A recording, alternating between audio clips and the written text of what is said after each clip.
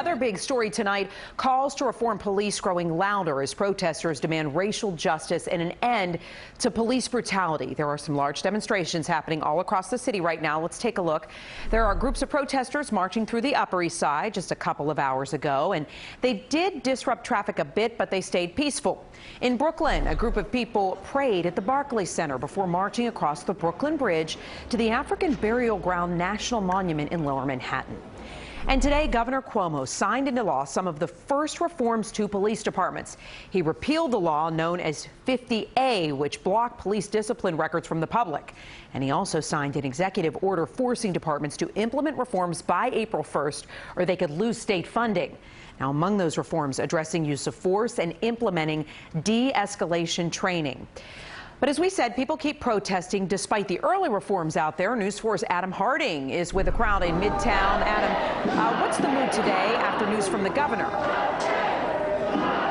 Well, certainly they want more to be done. They say this is a step in the right direction, but only just that, a step. It is not everything that they were looking for, and that is why we are seeing continued protests. We're right now on 5th Avenue, right at 37th, where protesters have been marching now down the street. Natalie, I want to tell you, there are two groups of protesters that we've actually seen since we got here to this location in Midtown a short time ago. Now, remember, we started over at Union Square Park with a small group of protesters that were there for about an hour. Then that group dispersed, and what you're seeing now is all of this, people taking to the streets here in Midtown, again, marching up 5th Avenue, a site that we have seen time and time again for the last few weeks. The question that we have on the minds for so many of these protesters is how long do they continue? How long do they think they'll plan to continue their protests? And one protester told me he'll continue to walk, he'll continue to protest for as long as it needs to be. He says that doesn't matter if it's toward the end of the year, he will keep going. And remember, we're now in day 17 now straight of protests throughout the city, and it is showing no signs of slowing down. The big news today, as you touched on, Natalie, was the governor and 50A, which was something that protesters here have been calling for, a complete removal of 50A. It's essentially a law that for decades has kept the public from knowing certain discipline actions against the officers that had been disciplined. Now, the governor with Reverend Al Sharpton today making that executive announcement that they will be getting rid of that. And one protester says it is a step in the right direction. Well, that's good. Now we able to get those records and everything, but that's just a minor change that's happening. There's still bigger changes to be done. There's still a lot of more things to be said. And again, Natalie, we're continuing to follow protesters up 5th Avenue, but as one protester told me, he's calling this a revolution. Day 17 of protests continuing, and the crowds are still growing. We're live in Midtown. I'm Adam Harding, News 4 New York. All right, Adam, we thank you so much for that look there at Midtown. And a march that weaved up the Upper East Side had a much more somber tone this afternoon. Thousands marched to honor black women killed at the hands of police, including Breonna Taylor, the Louisville, Kentucky EMT, killed in her own home, shot by officers serving a no-knock warrant. News 4's Pat Battle talked to protesters about why this moment is so important now. The chants have now become familiar, but they're evolving with the movement. The signs point to a new direction.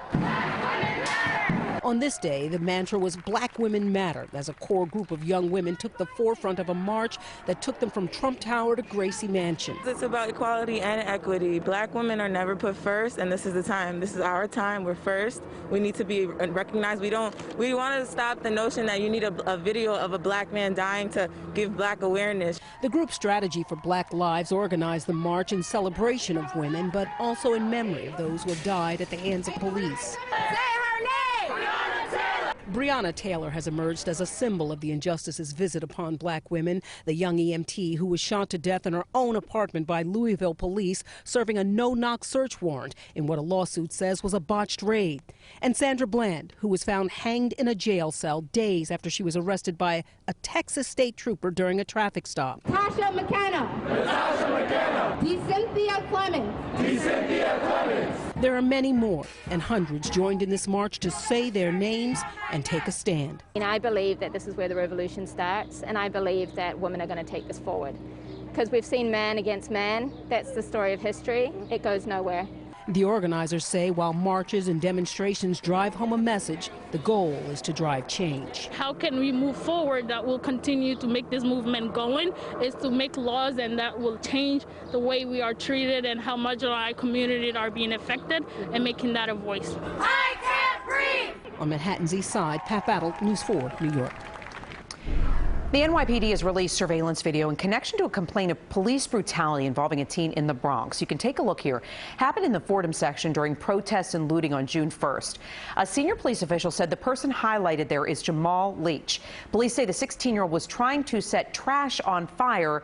Now, what you can see is some sort of light flicking in the video, but it's just not clear what's happening. You see the police pull up. The person identified as Leach tried to run, but was shocked with a taser. You see he fell to the ground there. A senior police official said that officers suspected him of looting and that police have video of the teen entering several stores. Now, the teen's family insists that he was not looting, but just on the street when police confronted him, shocked him, and roughed him up.